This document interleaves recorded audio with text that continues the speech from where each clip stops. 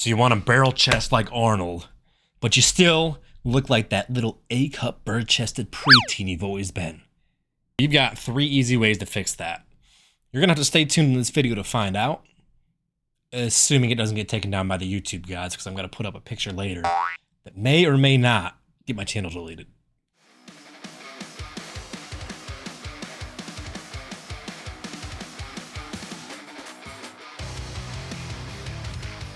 So welcome back to Anatomy with R words.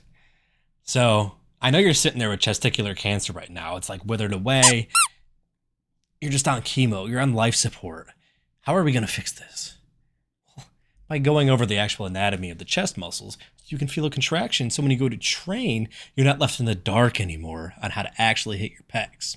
So today's lesson will be a lot easier than last time, because the only thing you're really concerned with chest training generally is the pec major. That's the big old pec muscle that goes from your sternum all the way over to your humerus, which is why when you see pec tear videos, guys end up coming down, Popeyeing it off the humerus over here, and it just balls up, because that's the pec major. That's the big one right here, but the connection is pretty small up there, so it's really easy to tear it from up here.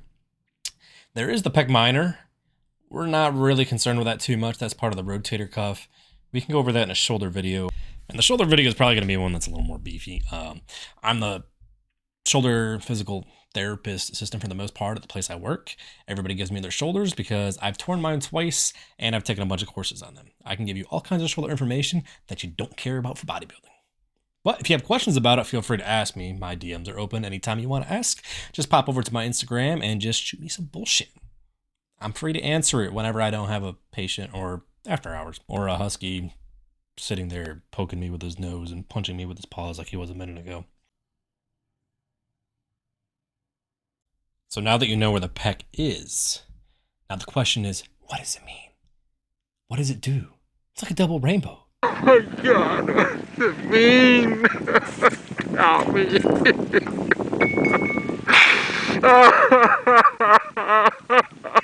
What does it mean? It means that it adducts your arm across your body. Think about how it's built. It's a big old column right here that connects to one spot on your shoulder and drags it across your body. Now, the bench bros will never admit that. If you try to tell a bench bro that he's not really working his pecs, he's going to lose his mind and argue with you, because by admitting that the bench press isn't the best chest exercise, he's losing a part of his soul. He's dying and withering in front of you. It's like Harry Potter when the Dementors like suck his soul out of his mouth. And heaven forbid you tell them the deadlifts don't actually work their lats. Isometric contractions are not good for growth. Just think about it. Otherwise, we'd sit there and just flex all day long. Oh yeah, bro. Best exercise in the world for growth. Doesn't work that way. Which is why we got to work all 3 motions of the pec in order to grow them. Now the second motion, it internally rotates your arm, kind of like your lats do. They both help with that. But think about it, they both connect in the same spot. Even though they're on opposite sides of your body, they both connect up into the upper part of your humerus. So they're going to drag your arm towards you. That's just adduction, internal rotation. This is also the reason why your power lifters who are actually training, not just bench bros, they say that the bench works more their triceps, their lats, and their hips, because your lats are doing the internal rotation stabilization here, adducting your arm down across as you bench press. Now the last function, and actually the least, it barely does anything here, but the last thing that pec helps with is shoulder flexion going up, which is why some people live and die by their incline pressing, but they forget the main mover of that is actually their anterior delt. So how much the pec actually gets engaged there is pretty minor. It's kind of like saying that the piriformis does your hip external rotation when your glute med is this big beefy thing on top of this little tiny little thing, and then like all the functional monkey bros are like, you gotta work your piriformis, and it's like, dude, your piriformis is this fucking big, it's not moving your entire leg. Don't even get me started on them. I'm Joe Seedman, 90-90. We only work this part of the bench press. But anyways, if we're going to actually maximize growth, we need to delve into the 3 tips that I put at the beginning of this video. Tip number 1 would be to do some adduction. We need to do the adduction. Now, I'm not saying pressing is a bad thing. You can bench press, go a little wider, feel the chest squeeze. That's fine. You're just at more risk of an injury. But I would recommend dumbbell benching or making flies a bigger part of your program. You can keep the chest press machine in too. There's nothing wrong with that. But you need to get that actual adduction here, because the big part of your pec that's doing the motion is what drags across like this. So with the dumbbells, assuming they're not the gigantic like 130 ones that are like this big and blocking you anyway, you're going to get a little more adduction out of it here and activate the pecs more. Then in order to really feel that adduction and get your chest opened up all the way, we need to pinch our shoulder blades together and raise our chest up here so you're open and getting that full motion, the full stretch on the pecs, which is the most important part of any lift. Tip number 2, my lord. Choose a pressing machine that has some slight internal rotation on it. Now your straight bar, you can't internally rotate at all. It's fixed here. You can kind of manipulate your elbow position when you're benching, get it a little bit, but the better option is to find one of the chest press machines that's slightly internally rotated. Now, what's funny is I've seen people complaining on Paul's post about his chest machine that he has in his gym, which is actually one of the nice ones that does it the right way. People are complaining like, you shouldn't internally rotate.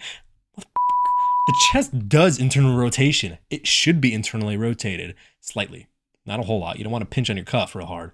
So find the machine that gives you the full stretch, internally rotates you a little bit, so when you press, it should be angled to let you adduct and internally rotate through the motion. And if you're just the ultimate A-cup warrior, then you're going to need tip number 3.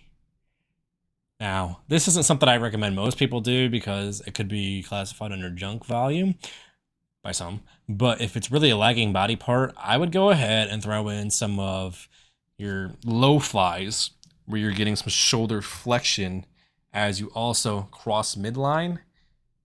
And you can even try to internally rotate a little bit, but it might be a little hard to do that. Really focus on these 2 motions though here. And what that's going to do, especially if you do it single arm, you can really cross midline and you don't get blocked by your other arm. Because you think whenever you're doing dumbbells and things like that, you're getting blocked, even with flies, the fly machine, you're getting blocked here. If you struggle to connect with your chest, go ahead and do them single arm. Because then you can come all the way across, really activate your chest, and then come through. Now, as you get more advanced, I don't think that's as necessary because you can do heavier weight with both at the same time, and you're going to get a little more stimulus to grow. But if you struggle to feel that contraction, go ahead and do that till the cows come home. No one's going to make fun of you because you're doing the right thing. Tip number 4. Ooh, snuck in a bonus one there. Would be to do decline bench with dumbbells. One of my favorites was actually John Meadows did a video on throwing a 45-pound plate underneath a standard bench because it gives you that slight decline. It's not like excessive and you're not sliding down the bench, but enough to really get you to come from underneath so you take your anterior delt out of it. But now you also got to flex a little bit because of how low you are to start with. So you're getting a little bit of shoulder flexion, you're getting that adduction, and now you can really hammer the pec. So usually at the end of the session, that's better to do, especially if you're doing some neutral pressing and you feel like, hey, my shoulder is getting tired.